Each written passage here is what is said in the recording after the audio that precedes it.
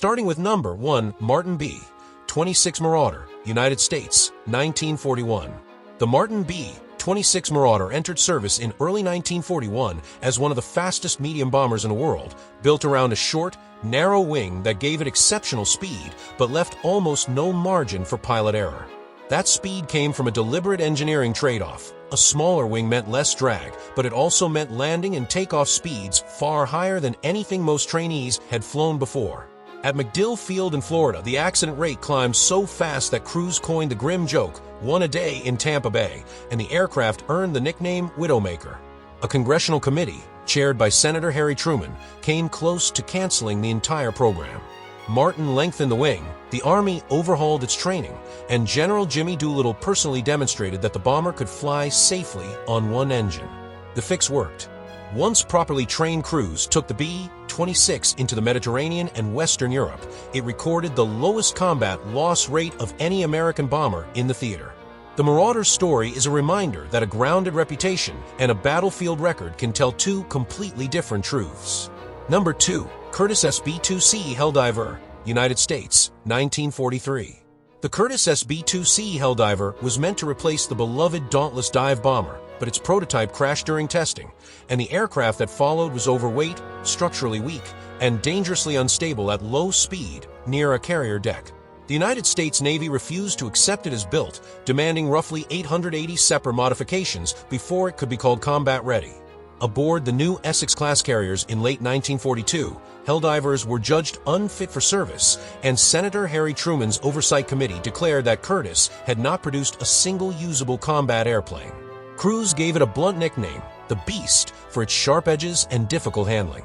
The rework delayed its combat debut until November 1943, over a year behind schedule, and one carrier captain recommended scrapping the program outright. Even after improvements, the aircraft's shorter range proved costly. During the Battle of the Philippine Sea, a long-range strike sent dozens of Helldivers out over the Pacific, and most that were lost simply ran out of fuel trying to get home. It eventually became the last dedicated dive bomber in Navy service, but its path there was paved with modification orders and grounded squadrons. Number 3. Boulton-Paul Defiant, United Kingdom, 1939. The Boulton-Paul Defiant carried no forward-firing guns at all, relying instead on a powered turret mounted behind the pilot, a design built on the theory that unescorted bombers could be raked from below and behind without a fighter escort to intervene. Early in the war, that theory seemed to work.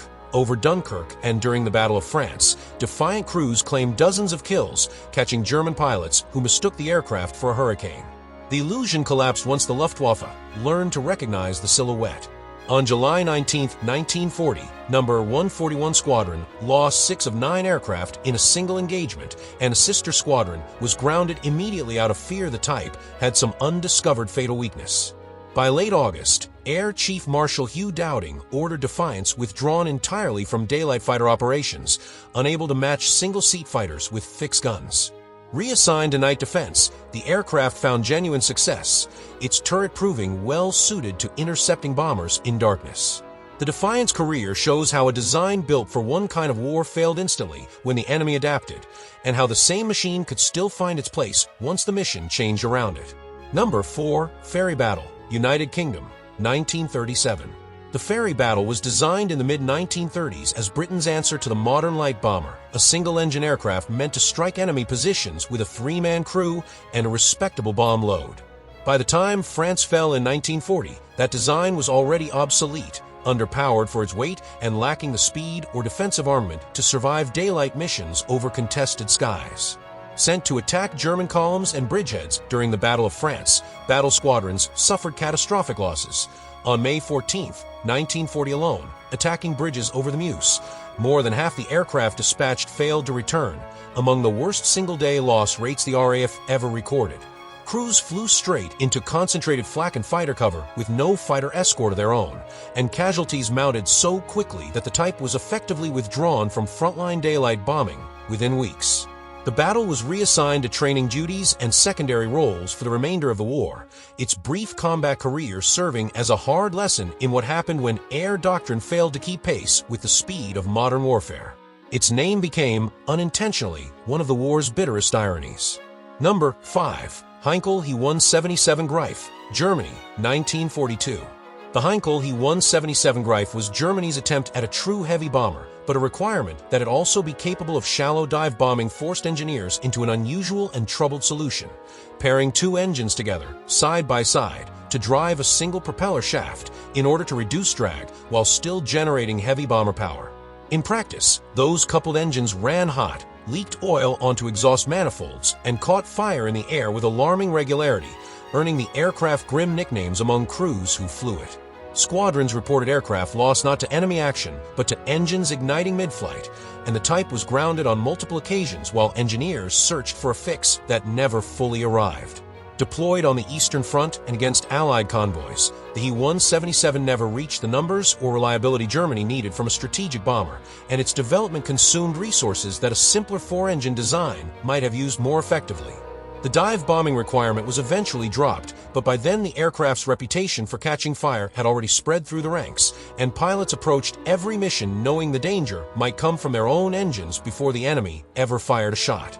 Number 6. Messerschmitt Me 210, Germany, 1941. The Messerschmitt Me 210 was meant to succeed the aging Bf 110 as Germany's next heavy fighter, and Messerschmitt was so confident in the design that production tooling was ordered before a single prototype had proven itself. That confidence proved disastrous. The Me 210 suffered from severe longitudinal instability, a tendency to snap into unpredictable spins that caught even experienced pilots off guard, along with structural weaknesses in its undercarriage that caused repeated accidents during landing. Early production aircraft were grounded soon after delivery, and the type gained a reputation as dangerous to fly before it ever reached significant combat use. The financial and industrial cost was severe. Production lines had already been committed, and halting them meant Messerschmitt absorbed enormous losses reworking aircraft that were essentially unusable as built. Engineers eventually solved the instability through a lengthened fuselage and redesigned wings, but by then the aircraft had been renamed the Me-410 to distance it from its predecessor's reputation. The Me-210 stands as a case study in what happens when a manufacturer commits to mass production ahead of proven engineering, and how a single design flaw can ground an aircraft before it ever fires a shot in anger. Number 7. Brewster SB-2A Buccaneer, United States, 1942. The Brewster SB-2A Buccaneer was ordered as a dive bomber for both the United States Navy and several export customers, built by a company already struggling with production delays on its earlier Buffalo fighter. From the outset, the Buccaneer suffered from poor handling characteristics, sluggish controls, and manufacturing quality that fell well short of military standards, problems that stemmed from Brewster's chronically underfunded and mismanaged factory operations. Evaluators judged the aircraft unfit for combat almost immediately, and rather than send it into frontline service, the Navy and Marine Corps relegated the entire type to training duty, where its flaws posed less risk to pilots facing an enemy. Export orders from Britain and the Netherlands were similarly redirected or canceled once operators recognized the aircraft could not perform its intended role. The Buccaneer never saw combat in the war it was built for, its production run effectively absorbed entirely by flight schools. Brewster's broader failures, plagued by labor disputes and inconsistent oversight, would eventually see the Navy strip the company of further contracts altogether. The Buccaneer remains one of the clearest examples of a combat aircraft grounded not by a single flaw, but by the failure of the company built to produce it. Number 8. Blackburn Botha, United Kingdom, 1940. The Blackburn Botha was designed as a twin-engine torpedo bomber and reconnaissance aircraft for RAF Coastal Command, intended to patrol Britain's coastal waters and strike enemy shipping. In service, it revealed severe deficiencies: engines that lacked sufficient power for the aircraft's weight, a cramped cockpit that badly restricted the pilot's visibility, and handling so poor that an official assessment declared it unsuitable for operational service almost as soon as squadrons began flying it. Pilots found the aircraft sluggish and difficult to control, particularly with one engine out, a serious liability for a maritime patrol aircraft expected to operate far from land. Rather than risk further losses in frontline coastal operations, the RAF withdrew the Botha from its intended role entirely and reassigned the type to training units, where crews used it to build experience on twin-engine aircraft without the added danger of combat missions. Nearly 600 Bothas were built before production ended, the majority of them never flying an operational patrol. The aircraft's brief and troubled service life illustrates how quickly the RAF was willing to cut its losses on a design that endangered its own crews more than it threatened the enemy. Number 9. De Havilland Mosquito, United Kingdom, 1941. The de Havilland Mosquito was built almost entirely of wood, a deliberate choice that spared scarce wartime aluminum and let cabinet makers and piano factories across Britain contribute to its construction. In the cool, damp climate of Northern Europe, the casein glue binding its plywood skins performed perfectly, and the Mosquito became one of the fastest and most versatile aircraft of the war, flying precision raids against Gestapo headquarters and even breaching the walls of Amiens prison. That same glue became a liability the moment squadrons deployed to Burma and India in 1944. The heat and humidity of the tropics caused the bonded joints to weaken and delaminate, triggering a string of unexplained crashes that alarmed commanders enough to cancel all Mosquito operations over Burma in November 1944 while engineers investigated. The cause was traced to the adhesive itself, and squadrons switched to a formaldehyde-based glue better suited to tropical conditions. Until that fix reached every airframe, the older Bristol Beaufighter was recalled to cover missions the Mosquito could no longer safely fly. A design triumph in one climate had become a structural risk in another, proof that even the war's most celebrated aircraft could be grounded by something as simple as glue. Number 10. Bell P-39 Airacobra, United States, 1941. The Bell P-39 Airacobra was built around a striking engineering choice. Its engine sat behind the pilot, driving the propeller through a long shaft, which freed up the nose for a powerful 37mm cannon firing through the propeller hub. On paper, it was a formidable design. In practice, the aircraft depended on a turbo supercharger for high-altitude performance, and when the United States Army Air Corps removed that component to simplify production and cut costs, the P-39 lost its ability to fight effectively above roughly 15,000 feet. That single decision effectively grounded the Airacobra from the high-altitude dogfights that defined much of the air war in Europe and the Pacific, where German and Japanese fighters routinely operated well above its ceiling.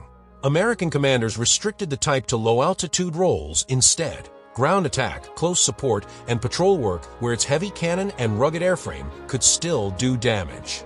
It found genuine success in one theater above all others, supplied in large numbers to the Soviet Union, where the low-altitude air war over the Eastern Front suited its limitations perfectly.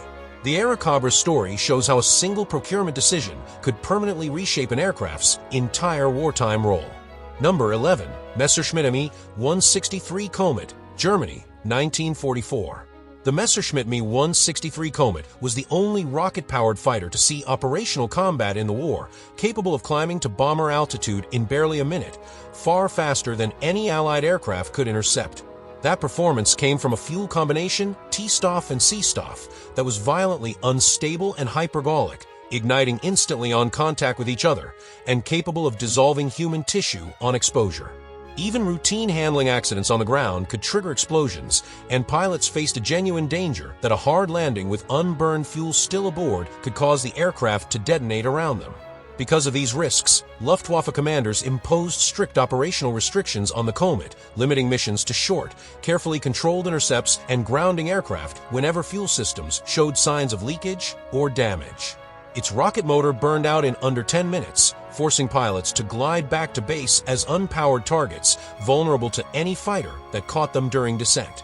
Despite its astonishing speed, the Comet destroyed relatively few Allied bombers over the course of the war, its impact limited less by the enemy than by the sheer danger of operating the aircraft at all. Number 12. Yakovlev Yak Fighter Series, Soviet Union, 1940. The Yakovlev Yak fighters rushed into mass production as the Soviet Union scrambled to rebuild its air force after catastrophic losses in 1941, relied heavily on wood and fabric construction to conserve scarce aluminum and allow rapid output from factories relocated far behind the front. The trade-off was durability. In humid conditions and under the stress of sustained frontline operations, the plywood skins and glued joints on early Yak variants were prone to delamination, and squadrons reported airframes weakening or failing after repeated exposure to moisture and rough field maintenance. Soviet commanders imposed strict inspection routines, grounding aircraft that showed signs of skin separation or structural fatigue before they could be trusted back into combat, a constant drain on units that were already stretched thin. Soviet engineers steadily refined the glues and construction techniques used across the Yak line, and later variants proved far more reliable than their predecessors. Even so, the need for constant airframe inspection shaped how Soviet squadrons operated throughout the war, forcing ground crews to balance the urgent need for aircraft against the very real risk that a hastily built machine could fail structurally before it ever met the enemy. Number 13. Brewster F-2A Buffalo, United States, 1939. The Brewster F-2A Buffalo was the United States Navy's first monoplane fighter, and for a brief period it seemed like a genuine step forward, exported to Finland where pilots used it to remarkable effect against Soviet aircraft. That early promise did not survive contact with the Pacific War. By 1942, the Buffalo was already outclassed, overweight from added armor and fuel tankage that Brewster's underpowered engine could not compensate for, leaving it slow, poorly maneuverable, and unable to match the agility of Japanese fighters. At the Battle of Midway, Marine Corps pilots flying Buffaloes suffered catastrophic losses against Japanese Zeros, with squadron after-action reports describing the aircraft as thoroughly outclassed and unfit for the mission it was sent to fly.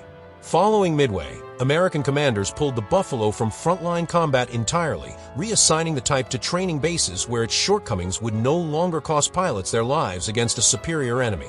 Brewster's persistent manufacturing delays and quality problems compounded the aircraft's design shortcomings, and the company's contracts were eventually curtailed altogether. The Buffalo's rapid fall from promising new fighter to grounded training aircraft took less than 3 years. Number 14. Curtiss-Wright CW-21, United States, 1939.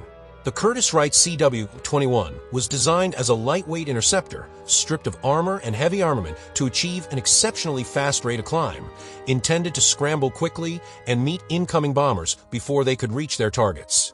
That single-minded focus on climb performance came at a steep cost elsewhere. The airframe was fragile, its structure barely able to withstand the stresses of sustained combat maneuvering, and its light armament left it poorly equipped to finish off well-armored enemy aircraft once it reached them. Export customers in China and the Dutch East Indies took on the type, hoping its speed would offset Japanese numerical superiority, but operational experience quickly exposed its limitations. Dutch pilots defending Java found the CW-21 outclassed by Japanese Zeros in every category except initial climb, and mounting losses combined with a shortage of spare parts and qualified maintenance crews led commanders to restrict the aircraft's use sharply before finally withdrawing surviving examples from frontline defense altogether. Only a small number were ever built, and none survived the war in significant numbers.